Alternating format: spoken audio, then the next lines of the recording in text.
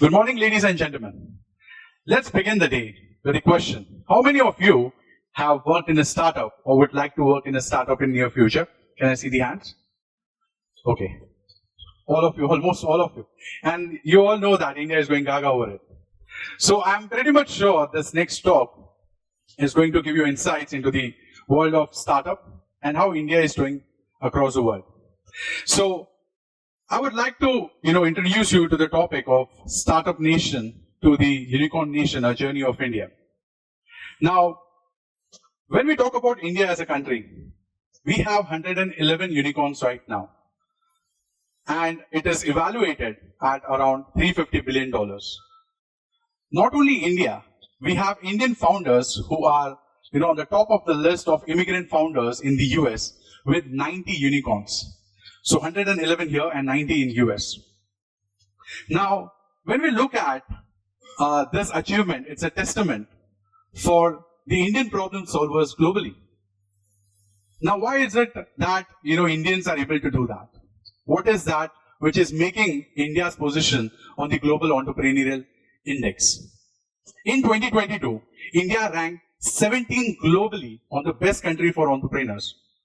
Apart from that, if you look at Startup Ecosystem Index, which is measured globally, India ranks first in South Asia and 21st globally. But why is that?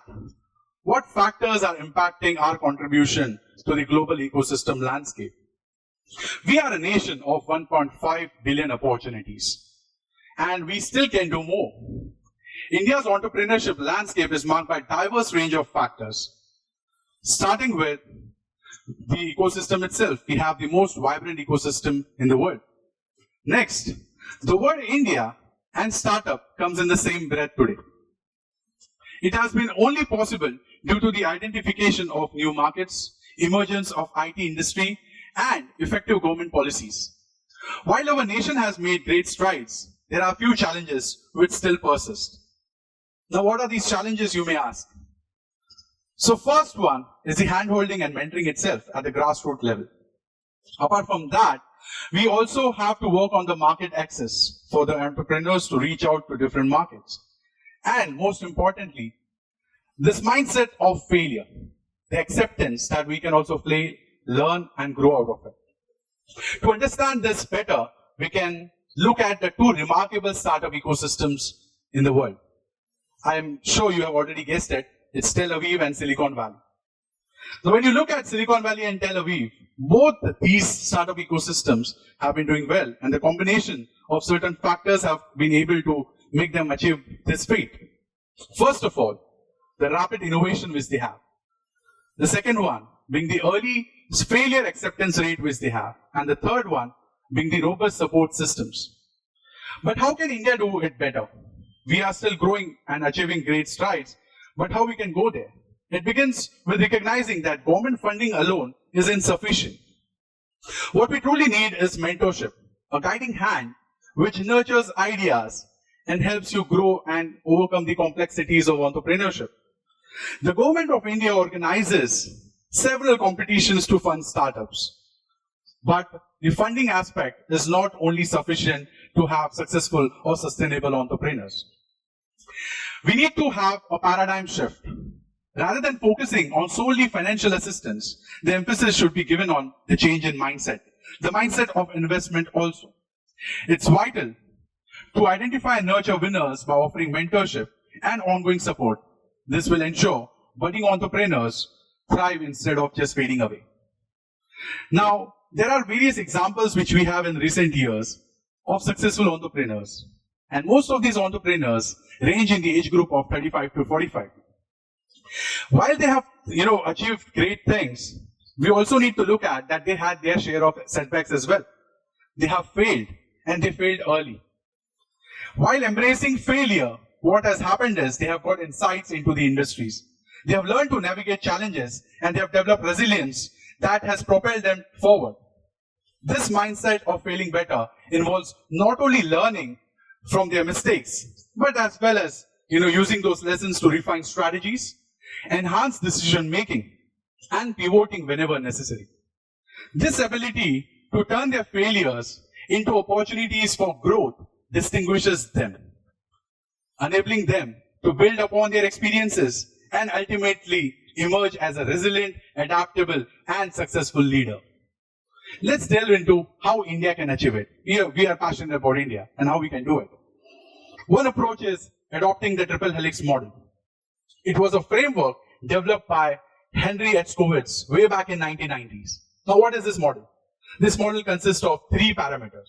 One is government, industry, and academia.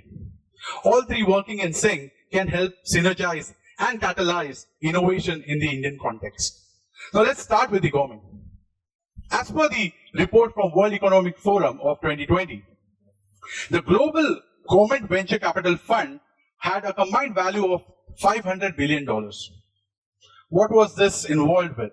What were the ingredients? This included the direct investments, equity stakes, and other support systems like loan, discounts in taxes, and different aspects related to funding. Drawing inspiration from investment-based modules implemented by Tamil Nadu government, the other governments can also aim at funding startups with investment perspectives.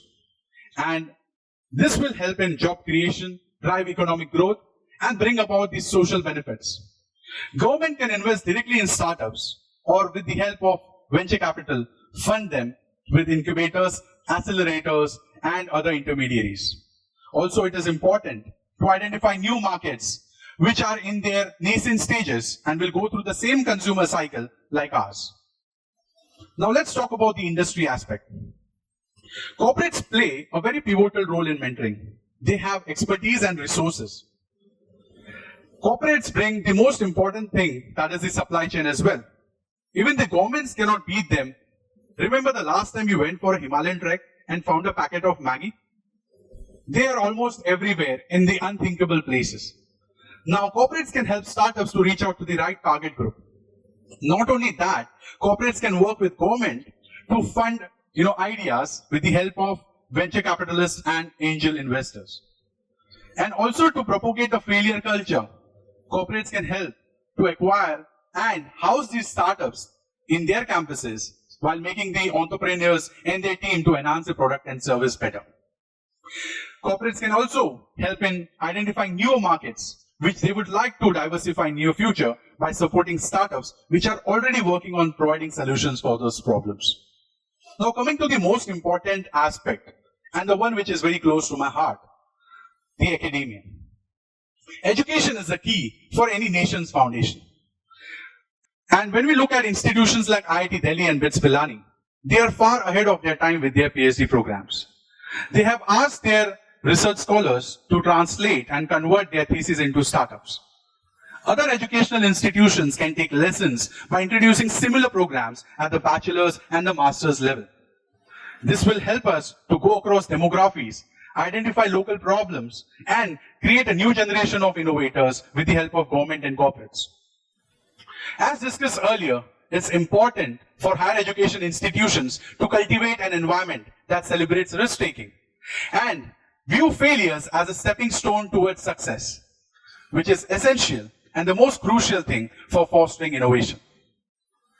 To sum it up, the journey of startup nation to a unicorn nation needs a holistic approach. Let's leverage the lessons from Tel Aviv and Silicon Valley, embrace the failure, looking at it as a stepping stone, and uniting under the triple helix model with collaborative efforts from the government, industry, and academia, we can not only match but surpass the success of our global counterparts. The path is clear, the potential is vast, and the time for India to truly become a unicorn nation is now. Thank you so much.